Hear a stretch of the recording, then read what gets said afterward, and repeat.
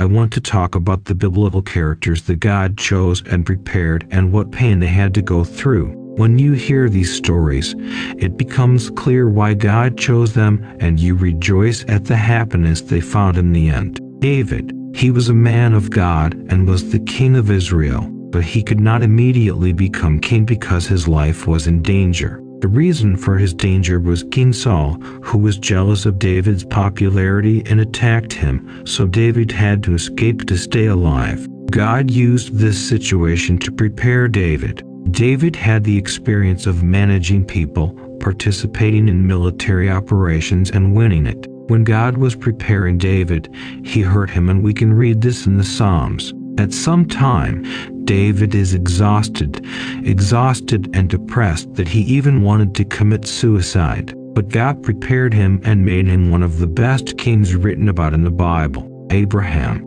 God told him that he would be the father of nations, but first God made him wait for years until he had a son. Abraham and his wife were so hurt during this preparation that they almost lost faith in God. But in the end, they were able to believe God, for which they were rewarded. Peter, this is one of the disciples of Jesus. The Gospel of Matthew chapter 16 verse 18 says, "And I say to you, you are Peter, and on this rock I will build my church, and the gates of hell will not overcome it." Peter was also undergoing training, and it hurt him that Jesus rebuked him. But this did not break him, but made him even stronger. John, this is a prophet of God. He tried to get away from God and reject his call. God did not allow John to drown in the ocean.